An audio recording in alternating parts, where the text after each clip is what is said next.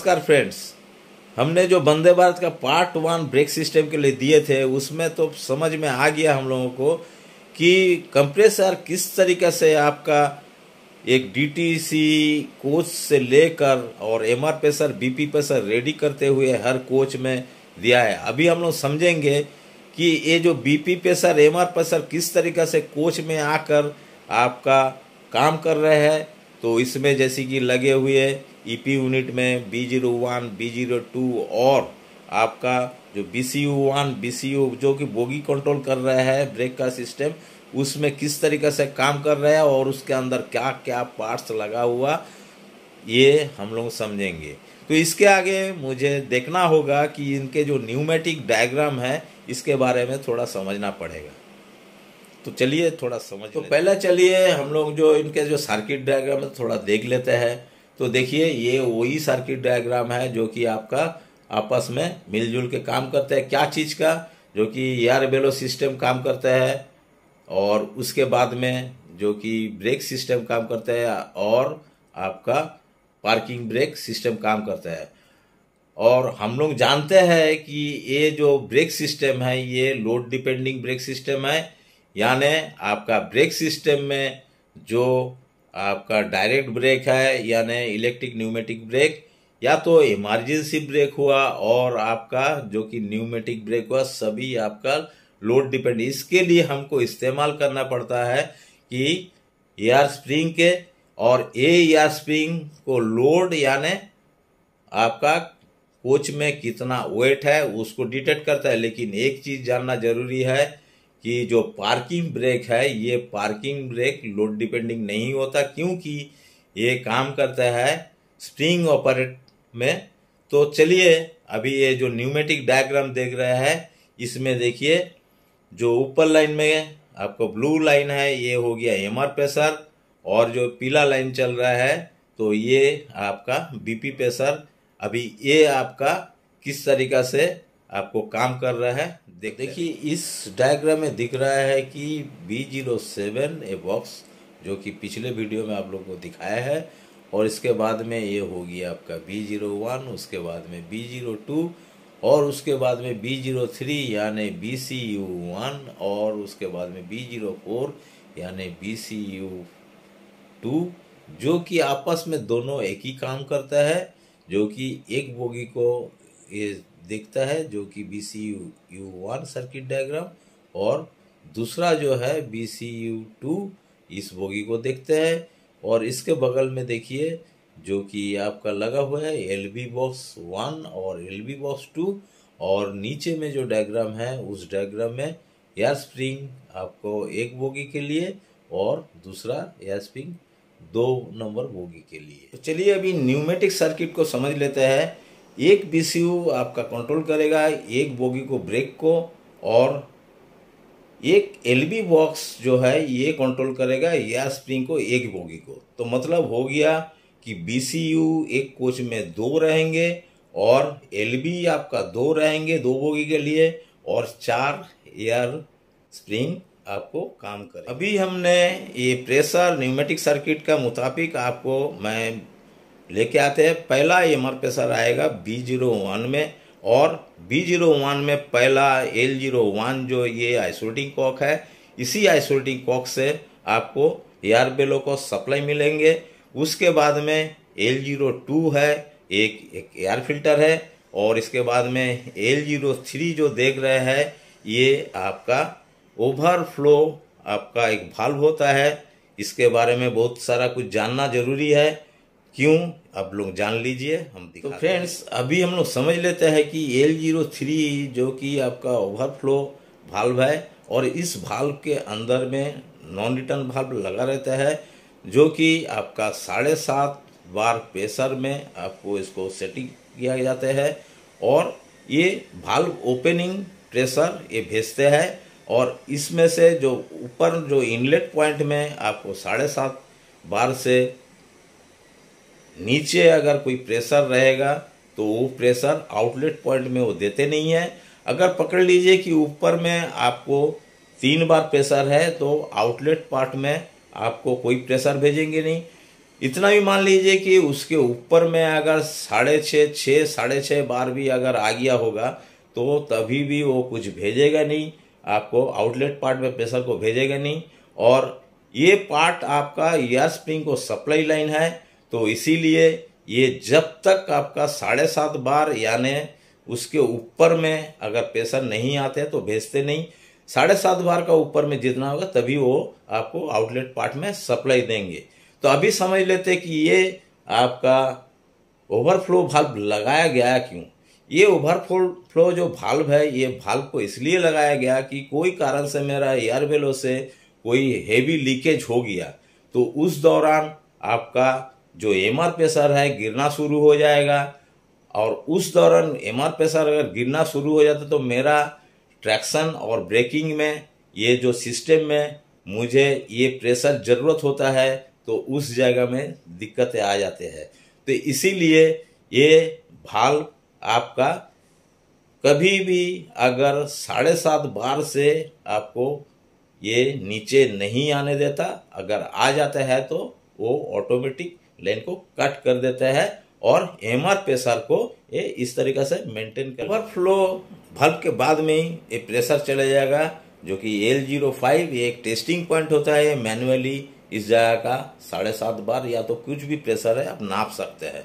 इसके बाद में ये आपका एमआर प्रेशर आपका चले जाएंगे 75 लीटर रिजर्वर में, और वो reservoir only for air pressure का ही सप्लाई करते हैं हर कोच के।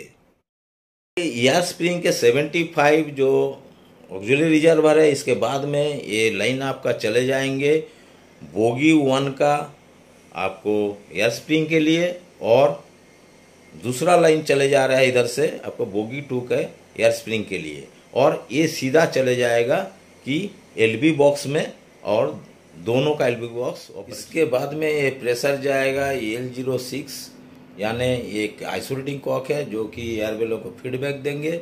और उसके बाद में देखिए ये लाइन चले जा रहा है राइट बेलो और लेफ्ट बेलो, इधर से दो तरफ में सप्लाई होंगे। और राइट बेलो तरफ में आगे देख लेंगे हम लोग, तो राइट बेलो में अभी लेवलिंग वाल्व में इसके बाद कनेक्शन किया। लेवलिंग वाल्व के बाद में आपको L09 जो कि आपका एयर स्प्रिंग यानी एयर बेलो है, उसके बाद में आपका एक रिजर्वर होता है जो कि 50 लीटर का, इस रिजर्वर में कनेक्शन जाएंगे। तो अभी हम लोग चलेंगे लेफ्ट साइड का एयर बेलो में, फिर से सेम कंडीशन ये आएंगे लेवलिंग वाल्व में। और लेवलिंग वाल्व का काम होता है जो कि आपको प्रेशर को लेना वेट में, जबकि लोड होता है, जब अनलोड होता है तो प्रेशर को एग्जॉर्ट करता है, मतलब प्रेशर लेना और देना करके ये कार बॉडी को हाइट को आपको मेंटेन करके रखते हैं। और इसके बाद में ये प्रेशर फिर से L10 मतलब L10 में जाएंगे। L10 के बाद में आपका फिर से 50 लीटर आपका एक ऑक्सिलरी रिजर्वर होंगे जो कि ये एयर बेलो का हवा आपका जाएंगे, जाके इधर रुका रहेंगे। और राइट साइड का जो एयर बेलो का हवा है वो आके आपका रुका रहेंगे इधर। और उधर एक डुप्लेक्स चेक वाल्व है, ये डुप्लेक्स चेक वाल्व आपको उसी जगह में दोनों तरफ का एयर बेलो का हवा को रोक के रखेंगे। ये डुप्लेक्स चेक वाल्व का जो काम होता है ये किस लिए लगाया जाता है इसके बारे में थोड़ा जान लेते हैं। ये डुप्लेक्स चेक वाल्व यानी हमारा जो दो बेलो है एयर बेलो में जो प्रेशर है, इसमें कोई कारण से अगर 1.5 बार का प्रेशर का डिफरेंस होता है तो बेलो में दिक्कत आता है। तो उस दौरान ये डुप्लेक्स चेक वाल्व जिस तरफ से कोई बेलो मेरा डिफेक्ट हुआ है उस तरफ से दूसरा तरफ का डुप्लेक्स चेक वाल्व का जो पॉइंट है वो पॉइंट ऑन हो जाता है, और उधर से आपका वो प्रेशर को जो डिफेक्टिव जो बेलो है उधर से निकल देता है। और इस तरीक़ा से ये अपना कोच को टिल्ट होने नहीं देते हैं। इस तरीक़ा से ये अपना प्रेशर का या तो जो कि बैलेंस करके रखता है हाइट। इसके बाद में ये प्रेशर जाएंगे L08 जो कि एक टेस्टिंग पॉइंट है। उसके बाद में इधर देखिए आपका एयर बेलो सेंसर लगा हुआ है जो कि TCMS के साथ में लिंक अप किया गया है, और राइट साइड का ये है। और लेफ्ट साइड का भी सेम आपका एक सेंसर लगा हुआ है। अब वो सेंसर का कनेक्शन लेके दोनों को एक साथ में रखा है, लेकिन बीच में एक मीन प्रेशर के वाल्व रहेंगे। तो अभी हमारे जो प्रेशर है, ये प्रेशर आके रुका हुआ है मीन प्रेशर वाल्व में, यानी L15 वाल्व। अब इस L15 वाल्व में दोनों तरफ से दोनों एयरवेलों का प्रेशर को आपको दिया गया है, और इसमें से हमारे मीन प्रेशर जो कि आपको आउटपुट देंगे। किस तरीका से देंगे, जैसे कि देखिए एक बेलो का प्रेशर जो है सोच लीजिए कि 4 बार के है, और दूसरे जो बेलो है वो 5 बार के है। तो टोटल आपका दोनों का आपका टोटल लोड हो गया 9 बार।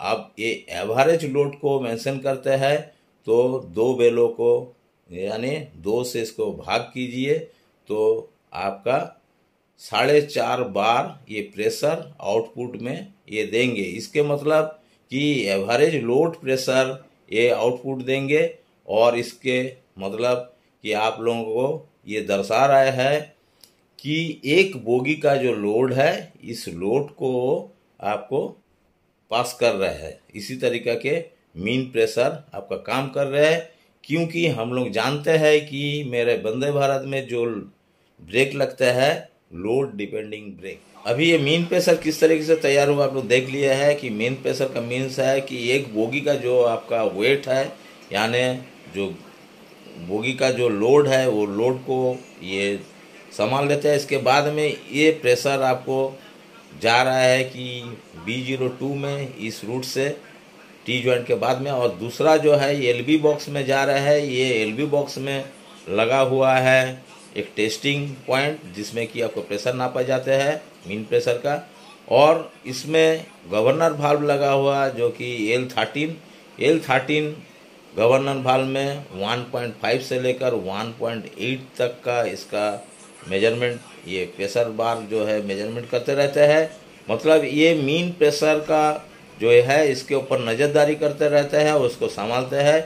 तो 1.8 का ऊपर अगर नहीं होते हैं, 1.8 मतलब ये हेल्दी है, और 1.5 के नीचे में अगर रहते हैं ये प्रेशर मीन प्रेशर, तो इसको माने जाता है कि ये फेलियर कंडीशन में है। इस दौरान गाड़ी में आपका जो एयर बेलो है, ये एयर बेलो तरफ कोई लीकेज या तो कुछ समझ में आते हैं, इसीलिए सिचुएशन तैयार हुआ।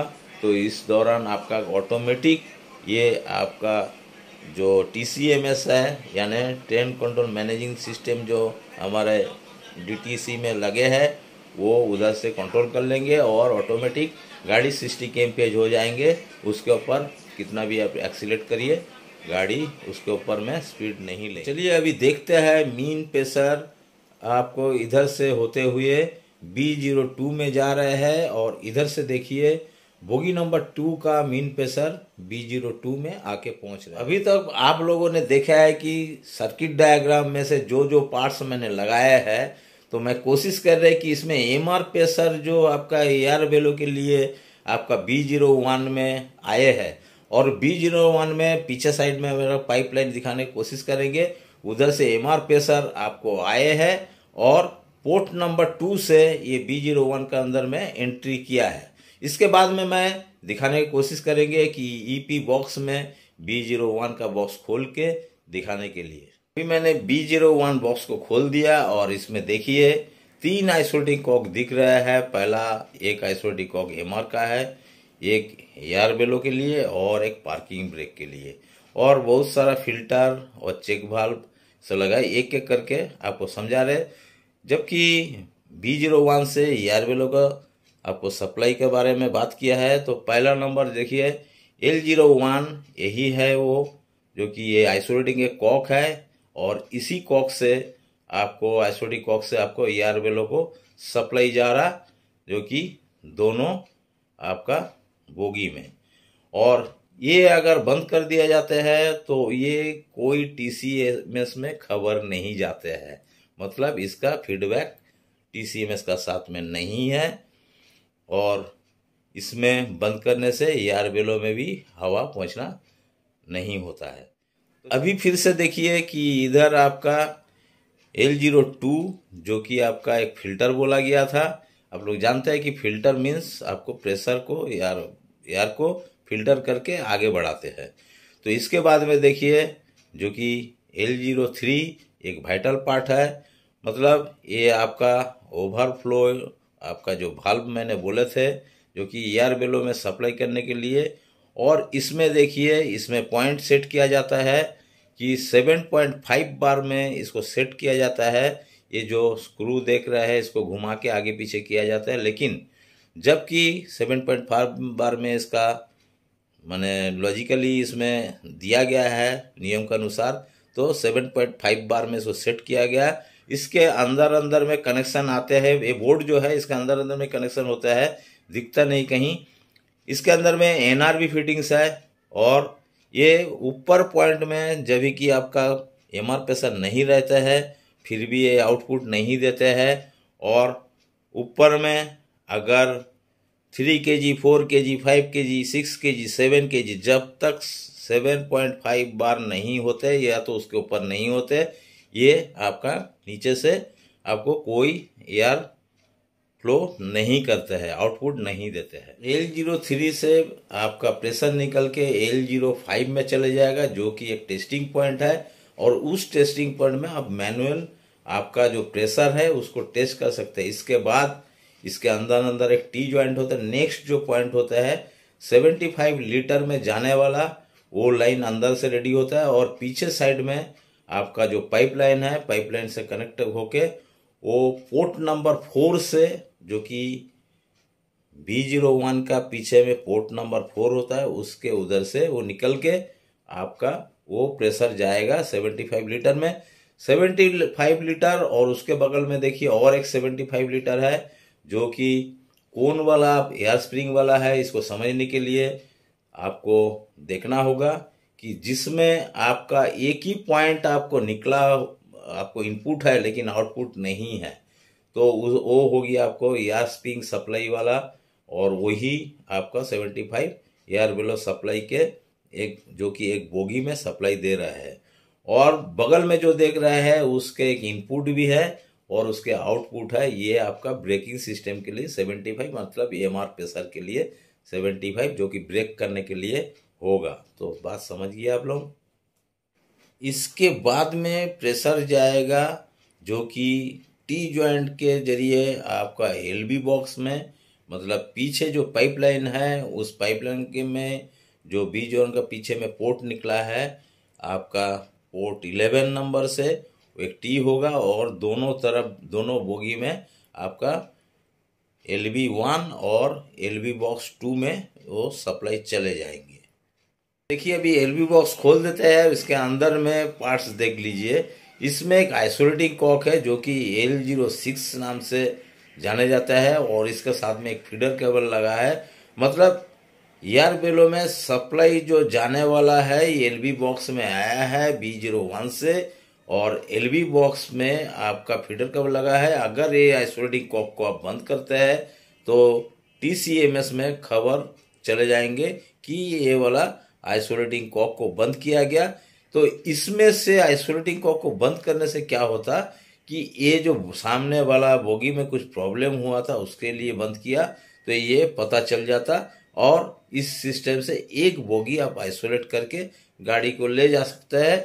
और इसके बाद में जो कि आपका जो सप्लाई लाइन जा रहा है ये सप्लाई लाइन दोनों एयर बेलो के लिए जाना शुरू किया है, मतलब एयर स्प्रिंग में। इसके बाद में सप्लाई एक बोगी के 2 एयर स्प्रिंग में देना जाएंगे। ये आपका लेवलिंग वाल्व में जाके जिस तरीके से पहुंचता है दिखा। लेवलिंग वाल्व के बाद में जो प्रेशर जाएगी वो प्रेशर जाएगी L09 यानी वो एयर बेलो है। लेवलिंग वाल्व का काम क्या होता है कि ये जबकि आपका कोच बॉडी में जबकि लोड ज़्यादा हो जाता है, इस लोड को आपको जो प्रेशर है 75 लीटर से लेना और जबकि ये लोड आपको ट्रांसफर हो जाता है दूसरा तरफ तो इसको ये जो एक्स्ट्रा प्रेशर था उसको एग्जॉर्ट करना। इस तरीके से कार बॉडी हाइट को ये मेंटेन करते रहता है हमेशा और इस तरीका से ये काम करता है। इसके बाद में लेवलिंग वाल्व के बाद में आते हैं एयर बेलो में सप्लाई जाते हैं। एयर वेलो से सप्लाई आपका निकल कर जाएंगे, जो कि सब रिजर्वर बोलते हैं। एक एयर वेलो के लिए आपका एक बोगी में 2 एयर वेलो, यानी 2 आपका 50 लीटर का सब रिजर्वर, यानी आपको ऑक्सिलरी रिजर्वर बोला जाता है, वो आपको रहेंगे। अब दोनों एयर वेलो का सप्लाई सब रिजर्वर से लेकर आपको ये प्रेशर आपको जो जाएंगे वो आपका डुप्लेक्स चेक वाल्व यानी डिफरेंशियल चेक वाल्व का उधर दोनों प्रेशर जाके रुका रहेंगे। तो अभी प्रेशर आ चुका है डिफरेंशियल आपका जो वाल्व में, यानी डुप्लेक्स चेक वाल्व में, जिसको साधारण भाषा में कहा जाता है। लेफ्ट वेलो का हवा और राइट वेलो का हवा दोनों आके इधर रुका हुआ है। इसका यूज करने का कारण क्या है कि पकड़ लीजिए कोई भी कारण से एक वेलो अगर बस्ट होता है तो हमारा कोच जो बॉडी है ये टिल्ड होने का चांसेस रहता है।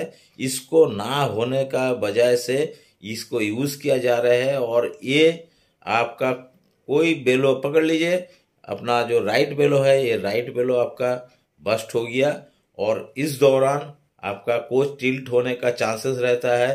तो ये duplex check valve automatic on हो जाएगा। और दूसरा जो लेफ्ट वेलो का हवा है, ये लेफ्ट वेलो का आपका प्रेशर जो है ये आपका राइट वेलो से आपको निकल जाएंगे। ये आपको इमरजेंसी स्विंग में रेस्ट हो जाएंगे। इस तरीक़ा से कोच बॉडी हाइट को ये मेंटेन कर लेंगे और इसी तरीका के एक काम करते हैं। ये मीन प्रेशर के साथ में इसका लिंक अप नहीं है। डुप्लेक्स चेक वाल्व का बाद में हम लोग समझने आते हैं फिर से आपका जो सर्व रिजर्वर 50 लीटर का यानी ऑक्सिलरी रिजर्वर, उसके बाद में एक टी जॉइंट से आपको जा रहा है, जो कि उधर एक सेंसर लगा है और सेंसर के बगल में एक चेक पॉइंट होता है यानी टेस्ट पॉइंट। अब उसके बाद में देखिए जो टी जॉइंट से जा रहा है मीन प्रेशर वाल्व में, मीन प्रेशर वाल्व इधर देख सकते हैं आप लोग। और ये इसमें देखिए 3 पॉइंट है। इस 3 पॉइंट में आपका कनेक्शन 2 आपका एयर वेलो का प्रेशर इसमें रखा गया कि जो आपका एवरेज लोड यानी उस बोगी का उधर कितने लोड संभाल रहे हैं यानी उसके वेट कितने हो रहे हैं, उसके हिसाब से लोड डिपेंडिंग ब्रेक सिस्टम में आपका जो ब्रेक सिलेंडर है उसमें प्रेशर भेजना इसका काम है। तो यही मीन प्रेशर आपका देख सकते हैं 3 जो पॉइंट है, 3 पॉइंट से 2 पॉइंट आपका आ गया एयर वेलो के सिस्टम से और 1 पॉइंट चले गए फिर से एलबी बॉक्स में, जहां की एलबी बॉक्स का पॉइंट दिख रहा है आप। इसके बाद में उसी टी जॉइंट से एक चले जाएंगे B02 में। तो मीन प्रेशर जो है एलबी बॉक्स में फिर से चले गया। एक्चुअल मीन प्रेशर क्या होता है ये तो आप लोग जानते हैं कि एक बोगी का जो लोड है वो लोड आपका जो एलबी बॉक्स में दिया जा रहा है, दूसरा जो है वो दूसरा आपका दूसरा बोगी में वो मीन प्रेशर का सिस्टम बना हुआ है।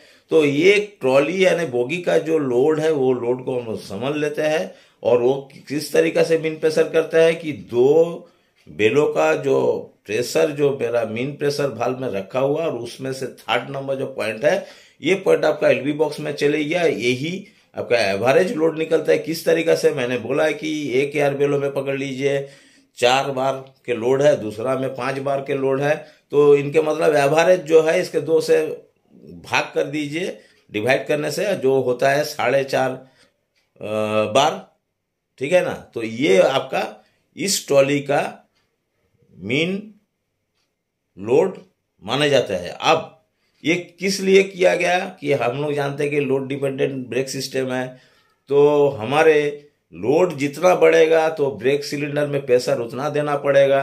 और ये सिस्टम से क्या हो रहा कि मेरा जितना भी ब्रेक सिलेंडर है उसको ये इस्तेमाल कर सकता है अपना टाइम से या तो अपना प्रेशर इक्वलाइजिंग करके। और इसके बाद में जो कि वो ट्रॉली का मीन प्रेशर का जो ये है एलबी बॉक्स का लाइन आ गया और इस ट्रॉली का एलबी बॉक्स का लाइन आ गया, जो कि दोनों आ गया B02 बॉक्स में चले जाएंगे।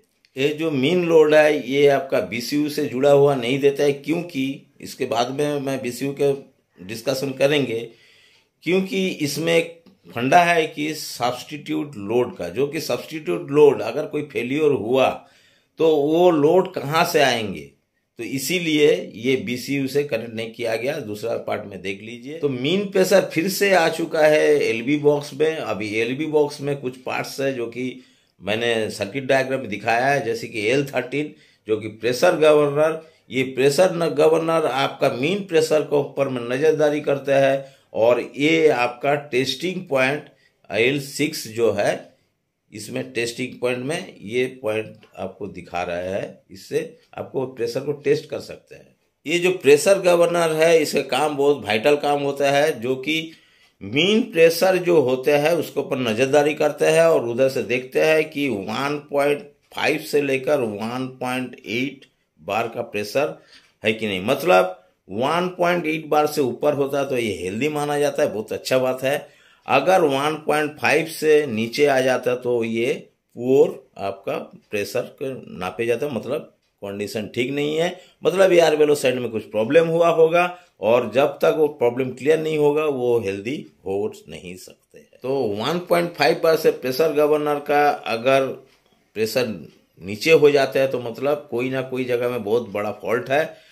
और एयर वेलो साइड में ये कौन करता है, ये प्रेशर गवर्नर देता है, ये TCMS को खबर कर देता है। ऑटोमेटिक जो सिस्टम पेज होते हैं कहाँ से होते हैं, इसी के जरिए आपका ये काम ऑटोमेटिक सिस्टम पेज हो जाते हैं। चलिए, अभी तक हम लोगों ने देखा है कि LV बॉक्स का जो प्रेशर है B02 बॉक्स में पहुंच गया है।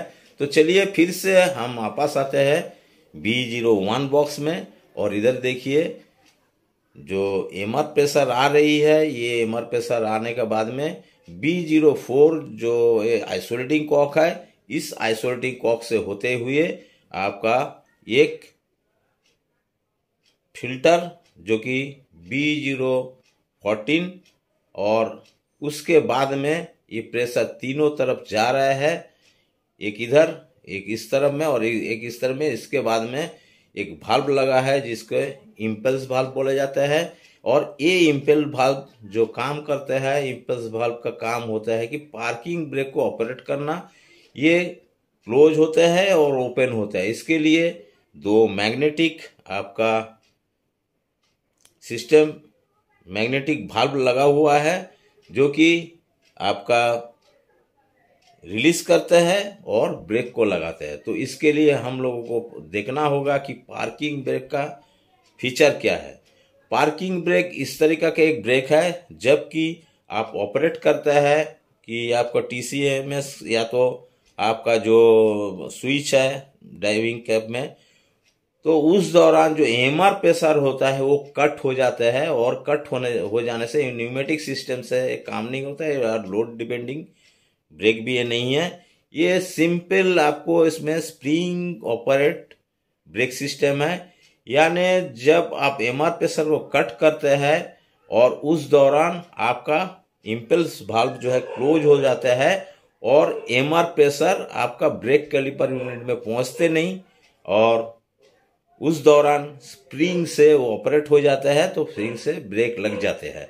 और फिर से जब आपने आपको स्विच से जब MR प्रेशर चालू करता है तो उस दौरान इम्पल्स भाल्व जो है वो ओपन हो जाता है, तो MR प्रेशर इसके इनसाइड में आ जाता है, तो स्प्रिंग जो है उसको ठेल कर वो क्लोज कर देता है, मतलब स्प्रिंग को वो ओपन कंडीशन से क्लोज करता है और स्प्रिंग प्रेशर का जरिए दबा रहता है, तो मेरा ब्रेक पैड जो है रिलीज हो जाता है। पार्किंग ब्रेक का इस तरीका से काम करते हैं। अभी इम्पल्स भाल्व में पार्किंग ब्रेक का रिलीज के कमांड आते ही ये प्रेशर आगे बढ़ जाएगा, जो कि इधर डबल चेक वाल्व लगा है। डबल चेक वाल्व में इधर से भी प्रेशर आते हैं और एक तरफ से प्रेशर आ रहे हैं।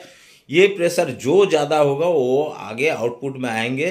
तो ये जो इधर से प्रेशर आ रहे हैं ये एंटी कंपाउंडिंग सर्किट से मैं अभी जुड़ रहा नहीं, बाद में जोड़ देंगे, दिखा देंगे। और ये प्रेशर अभी आ गया B05 यानी आइसोलेटिंग कॉक, जो कि पार्किंग ब्रेक का आइसोलेटिंग कॉक होता है। इसके बाद में प्रेशर आगे बढ़ते हुए B11 जो आपका टेस्टिंग पॉइंट है उसमें आएंगे। उसके बाद में प्रेशर जाएंगे B10 गवर्नर वाल्व में। गवर्नर वाल्व में आपका प्रेशर का लिमिट किया गया है जो कि 4.5 बार से लेकर 3.5 बार तक। ये 4.5 बार से ऊपर या तो 4.5 बार तक अगर प्रेशर रहता है तो माना जाता है कि पार्किंग ब्रेक रिलीज कंडीशन में है। अगर 3.5 बार यानी उसके नीचे में होता है तो लो आपका प्रेशर का जरिया आपको पार्किंग ब्रेक रिलीज कंडीशन में दिखाएंगे नहीं, इस तरीका के ही काम करेंगे। अभी ये प्रेशर डबल चेक वाल्व के बाद में B5 जो आइसोडिक कॉक है, आइसोडिक कॉक के बाद में B11 एक तरफ गया और एक जो आपको लाइन दिख रहा है, ये लाइन से आपको बोगी 1 सप्लाई करेंगे और बोगी 2 को सप्लाई करेंगे। अभी फिर से मैं आ रहा B01 का इस पॉइंट में, इस तरफ का जो कनेक्शन था इंपल्स वाल्व में गया और इस पॉइंट से आपको निकल के जा रहे हैं। इसके बाद में प्रेशर जाएगा B01 चेक वाल्व में, B01 चेक वाल्व के बाद में जो प्रेशर जा रहा है इधर B05 यानी जो 75 जो रिजर्वर है उस रिजर्वर में जाएंगे प्रेशर। कोच अगर DTC होता है यानी डाइविंग टेलिंग कोच होता है तो 75 लीटर से ये सप्लाई जाएंगे, जहाँ की डुअल गेज होता है ब्रेक रिजर्वर के लिए और आपका ब्रेक सिलेंडर के लिए। अभी फिर से मैंने पहुंच चुका हूँ B01 का जिस पॉइंट से आपका इंपल्स वाल्व में आपको कनेक्शन किया था और उसके बाद में जो कि आपका 75 लीटर का कनेक्शन किया था और ये जहां से जा रहा है कि B02 में इसका कनेक्शन जा रहा है, इसके बाद में B02 के दिखाएंगे। तो चलिए अभी समझ लेते हैं कि जो पार्किंग ब्रेक के लिए जो मुझे एक MR प्रेशर और निकालना है और ब्रेक सिस्टम के लिए, तो ये आपका कहाँ से निकलता है। देखिए जो पाइपलाइन का पीछे में आपका पोर्ट नंबर 1 से ये आपका इनडायरेक्ट ब्रेक, पार्किंग ब्रेक और MR जो रिजर्वर जो भी है सप्लाई इधर से आपको निकल रहा है। अभी हमने B01 बॉक्स में आ गया और इधर देखिए जो आपका आइसोलेटिक कॉक देख रहा है B04 यानी ये आपका मेन जो रिजर्वर है यानी MR प्रेशर का आइसोलेटिक कॉक है। इसको अगर बंद करते हैं तो इसमें फीडबैक दिया हुआ है इधर, इसको बंद करते हैं तो पूरा कार में जो भी MR प्रेशर है सप्लाई बंद हो जाएगा। मतलब आपका डायरेक्ट जो ब्रेक का ऊपर में असर पड़ेगा उधर पता चल जाएगा कि ये MR प्रेशर बंद है और कार का जो भी आपका MR का सिस्टम है सब ऑफ हो जाएगा। और इसके बाद में D14 में जो आ रहा है ये एक एयर फिल्टर है जहाँ की 3 लाइन कनेक्शन है और एक कनेक्शन हमारा पार्किंग ब्रेक का सप्लाई को दे रहा है। अभी देखिए हमारे जो प्रेशर है ये अभी जो देख रहे हैं B09 यानी इंपल्स वाल्व है और ये पार्किंग ब्रेक के लिए काम करते हैं। और इधर आपका 2 आपको देख रहे सोलेनोइड वाल्व दिख रहा है और एक आपका पार्किंग ब्रेक को एक्टिव करता है और दूसरा आपको रिलीज करता है। ये पार्किंग ब्रेक का जो सिस्टम है ये ठीक ऑपोजिट सिस्टम जो हमारे गाड़ी में ब्रेक लगता है। मतलब इसमें MR प्रेशर जब आप कट करेंगे यानी प्रेशर को जब आप विथड्रॉ कर लेंगे तभी जाके पार्किंग ब्रेक लगता है स्प्रिंग ऑपरेट सिस्टम से। और जब आप MR प्रेशर डाल देंगे मतलब चालू कर देंगे लाइन तो इसमें ब्रेक रिलीज हो जाते हैं। जबकि आपका पार्किंग ब्रेक का ऑर्डर होता है तो सरासर बात है कि MR प्रेशर को आपको कट कर दिया जाता है। कौन करता है? जो कि आपका एप्लीकेशन वाल्व है इंपल्स वाल्व में वो, और जबकि आपको रिलीज करने बोलता है तो रिलीज वाल्व एक्टिव होता है, सोलेनोइड वाल्व है तो एक्टिव होता है तो वो गाड़ी को रिलीज करता है। मतलब MR प्रेशर आने से आपका पार्किंग ब्रेक रिलीज होता है और MR प्रेशर कट करने से पार्किंग ब्रेक लग जाते हैं। और इधर देखिए लाल 2 बटन दिख रहा है 2 आपका वाल्व में, ये हो गया कि आप मैनुअली ऑपरेट कर सकते हैं, कोई भी कारण से आपको पार्किंग लगाना है और छुड़ाना है। इंपल्स वाल्व के बाद में ये आपका जो पार्किंग ब्रेक का जो लाइन है हो रहा था डायरेक्ट चले जा सकते थे, लेकिन इसमें B12/1 के जो वाल्व लगा डबल चेक वाल्व इसलिए लगाया गया कि आप अगर पार्किंग ब्रेक लगा दिए होंगे और उसके साथ में होल्डिंग ब्रेक भी लगा दिए होंगे तो इसमें क्या होगा कि ब्रेक सिलेंडर प्रेशर बहुत ही बढ़ जाएंगे। तो इसके लिए दोनों ब्रेक एक टाइम में काम नहीं कर सकता, तो इसके लिए एंटी कंपाउंडिंग आपका सिस्टम लगा हुआ है। तो यही सिस्टम है डबल चेक वाल्व काम करते हैं। इसके बाद में जो लाइन आ रहा है ये आपका B05 यानी आइसोलेटिंग कॉक, ये पार्किंग ब्रेक का काम करेंगे। इस पार्किंग ब्रेक का जो आइसोलेटिंग कॉक के ऊपर में एक कनेक्टर लगा हुआ कि इसको आइसोलेट करने से ये TCMS में कवर हो जाएंगे। आइसोलेटिंग कॉक के बाद में प्रेशर जा रहा है B11 यानी एक टेस्टिंग पॉइंट, इधर आपका जो प्रेशर है वो नापी कर सकता है। मतलब टेस्ट कर। इस टेस्ट पॉइंट के बाद में आपका प्रेशर आ रहा है जो कि आपका B10 में, ये हो गया आपका गवर्नर वाल्व। यही गवर्नर वाल्व में आपको पॉइंट सेट किया गया 4.5 बार से लेकर 3.5 बार, यानी 4.5 बार से लेकर ऊपर में है तो पार्किंग ब्रेक आपका रिलीज कंडीशन में है, और अगर 3.5 बार से नीचे होते हैं तो ये आपको माना जाता है कि पार्किंग ब्रेक अप्लाइड कंडीशन में है। कभी कभी एमआर प्रेशर अगर डाउन होते हैं तो ये MR pressure parking brake applied के टाइम में ये 0 हो जाना चाहिए। अगर शो करता है तो आपको जो TCS में जो parking brake applied and release condition दिखाते हैं तो उस दौरान इसको दिखाएंगे कि पार्किंग ब्रेक अप्लाइड है। तो मतलब आपको पार्किंग ब्रेक रिलीज करने के लिए इसको 0 दिखाना है, और यही काम आपका गवर्नर वाल्व से ये किया जाता है, और इस तरीके से आपको काम देखना चाहिए। इस पॉइंट में जो तीनों पॉइंट था उसमें से 2 पॉइंट दिखा दिए। इसके बाद में जो B01 जो चेक वाल्व है, मतलब इसमें जो रिजर्वर में जा रहे हैं तो उसमें NRV लगा हुआ है, और NRV का बाद में 75 लीटर जो आपको ब्रेक रिजर्वर है उसमें जा रहा है, और उस ब्रेक रिजर्वर में 2 कनेक्शन रहता है, क्योंकि एयर बेलो और ब्रेक रिजर्वर एक ही साथ में रहता है तो ब्रेक रिजर्वर जो है दोनों तरफ से पाइप कनेक्शन रहेंगे, और जो आपका एयर बेलो का सप्लाई लाइन है उसमें सिंगल साइड में आपको पाइप कनेक्शन दिखेंगे। B01 में जो 3 पॉइंट था उसका 2 पॉइंट हमने दिखा दिया, और तीसरा नंबर जो पॉइंट है तो उसके लिए B02 जो है वो बॉक्स में आएंगे। और इधर आप लोग जानते हैं कि जो मीन प्रेशर आए हैं एयर बेलो के लिए, और इधर आपको सब्स्टिट्यूट लोड के बारे में अभी जानकारी देंगे।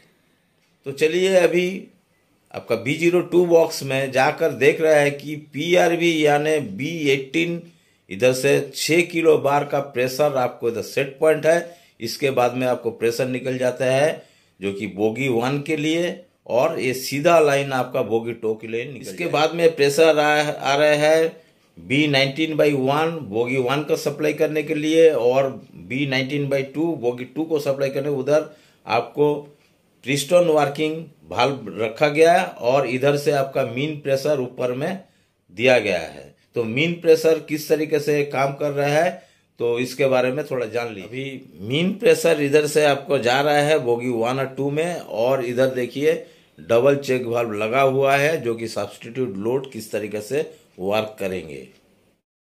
अभी हम लोग पिस्टन वर्किंग जो B19/1 और 2 है, एक बोगी और दूसरा बोगी के लिए, उसको समझेंगे। तो PRV के प्रेशर 6 kg/cm², आपका जो पिस्टन वर्किंग स्प्रिंग आपको ऑपरेट सिस्टम का जो वाल्व है उसमें आ गया। आने का बाद में आपका मीन प्रेशर का लाइन इधर से आपको ऊपर में आपको दिया गया है उसी पॉइंट में। अब उस दौरान आपको पिस्टन क्लोज कंडीशन है तो आपका प्रेशर इधर से आपको निकलेंगे नहीं। तो डबल चेक वाल्व में जो लाइन है वो लाइन में आपका वो प्रेशर आपको इनपुट होंगे, और वो उसका आउटपुट लाइन से वो प्रेशर आपको निकल जाएगा। मतलब जो लोड है आपका स्प्रिंग में, एयर बेलो स्प्रिंग में, वो लोड आपको एवरेज लोड आपको सप्लाई दिया है। इस कंडीशन में माना जाएगा कि आपका एयर बेलो हेल्दी कंडीशन में है। अब एयर स्प्रिंग फेलियर कंडीशन में रहने से यानी पुअर रहने से किस तरीका से होता है देख लेता है। PRV का 6 kg प्रेशर आपका पिस्टन वर्किंग वाल्व में आया है जो कि आपका 19/1 या 2 में।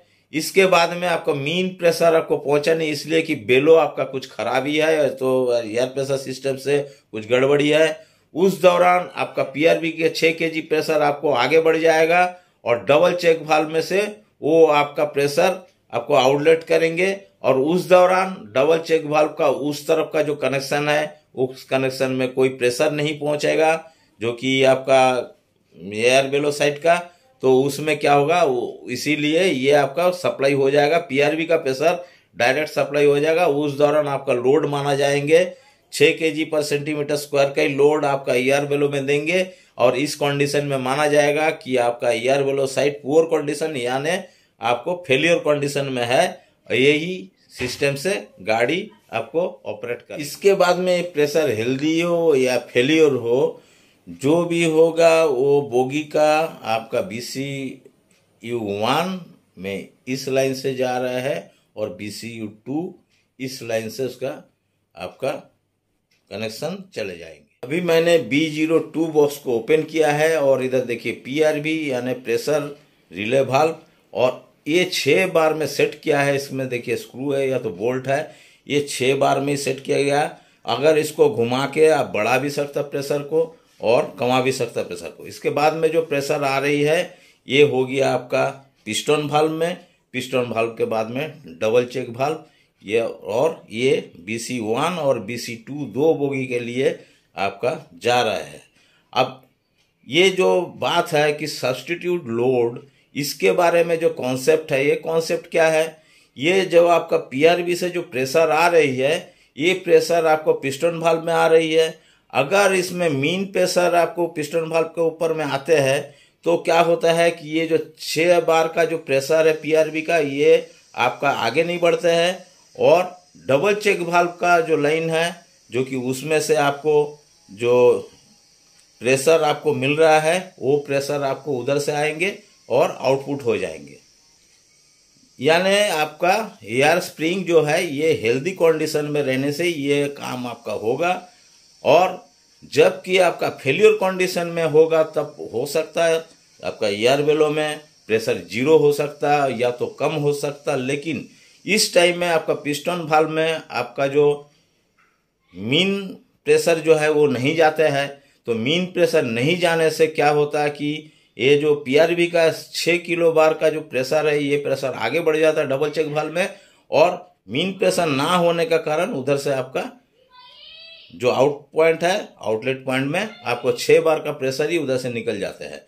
तो मतलब क्या है कि ये तो मतलब नहीं है कि एयर बेलो में प्रेशर नहीं है तो आपका गाड़ी में लोड नहीं है। तो ये जो आपका 6 किलो जो बार में आपको सेट किया गया PRV, ये किस लिए होते हैं कि ये आपका जो फेल्यूर कंडीशन होने से भी कुछ भी आपका जो एयर बेलो में जो प्रेशर रहता है मैक्सिमम प्रेशर आपका 5.1 का प्रेशर ही देखा जाता है कि इस टाइप से आते हैं, और उस दौरान आपका ये काम इस तरीका से ही होता है। इसके बाद में प्रेशर आपका चले जाएंगे कंट्रोल बॉक्स में, मतलब BCU1 और BCU2 में, और आप इधर देख रहे हैं कि आपका इधर 2 आइसोलेटिंग कॉक है, एक आपका BCU1 का आइसोलेटिंग कॉक है और एक आपका BCU2 का आइसोलेटिंग कॉक है। मतलब कोई कारण से आप ब्रेक सिलेंडर या तो BCU को कंट्रोल करने के लिए कोई प्रॉब्लम हुआ तो उसको बंद करने के लिए आइसोलेटिंग कॉक यूज कर सकते हैं। इसमें न्यूमेटिक ब्रेक जो लगता है इसके लिए DV-STB 200 यूज किया गया, और PRV KR6AA जो रिले वाल्व है ये लोड के लिए आपका यूज किया गया।